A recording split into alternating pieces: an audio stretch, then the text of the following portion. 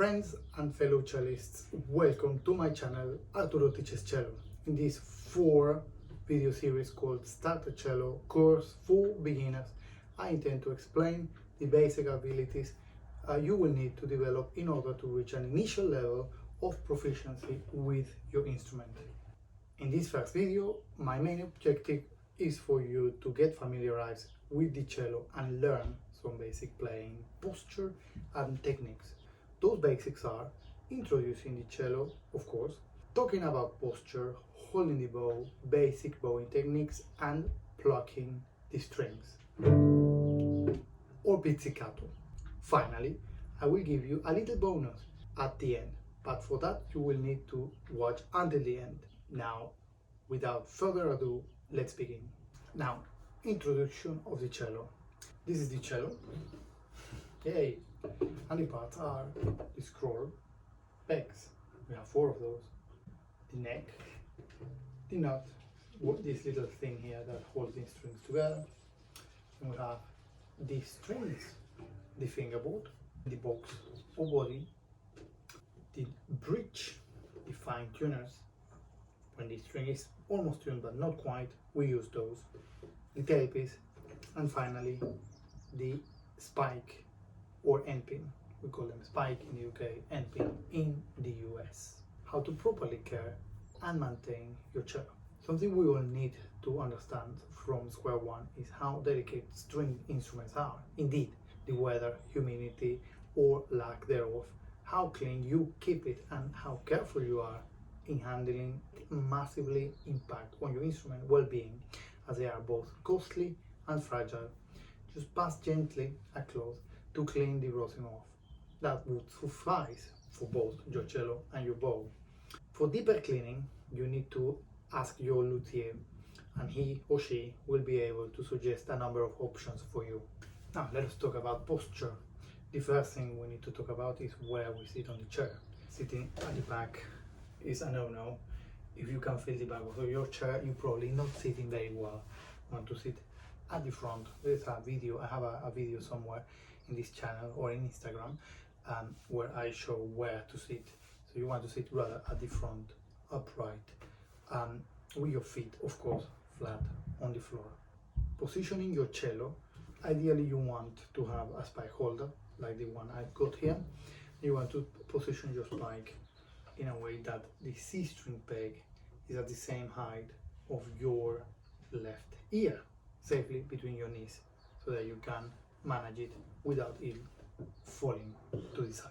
Now we're going to talk about the bow. The parts of the bow are the frog, looks like a frog, the stick, the hair, yes, it comes from the horse tail, and the tip.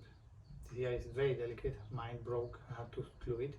For a correct bow hold, you want to imagine your fingers as a bunch of bananas. You have to put your bow not up completely, but down enough so that the first line of the index is in contact with the stick. So all you have to do is have your bow there, bend your thumb so your bow don't fall off, and voila, easy peasy. I wish it was that easy, but this is something you have to be very, very strict with if you are starting, or if you are a teacher who is teaching starters. Don't let that one go. You don't want this, you certainly don't want this. You want a nice, lovely bow hold. There's nothing better and more rewarding than seeing your pupils holding the bow properly. Now for this 4th point, we're going to talk about some basic bowing techniques. The first one is exploring your 4 strings. So let's play on the A string,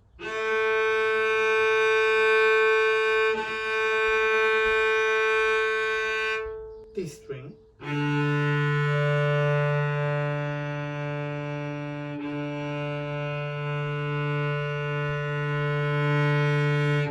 G string,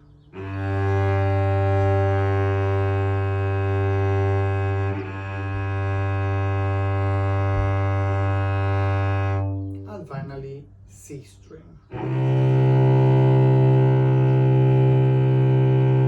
Now let's talk about some very basic bow strokes. For example, we have legato, which means in Italian smooth. Let's play maybe 4 C's, 4 G's, 4 D's, and 4 A's. You can pause the video. So you want to keep your sound nice and consistent.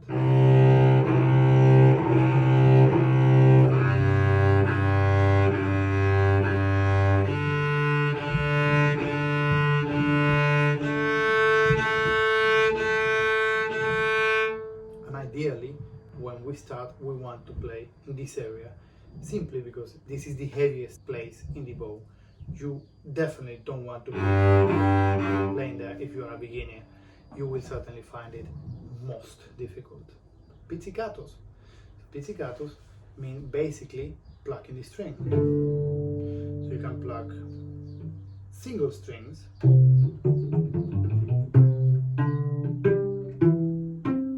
or you can pluck as a chord. And you have pizzicato with the left hand, which you can do with your thumb or middle finger or index. I prefer to use my thumb and second finger. And you can also do with your left hand. That provides a very clear tone, it's very cool, and it's a very good way to start children and to yourself start the cello without having to worry too much about the constraints or the stress of having to hold the bow in the first stages. The bonus is the P word. It is practice. I would advise to practice good 5 minutes with your open strings, nice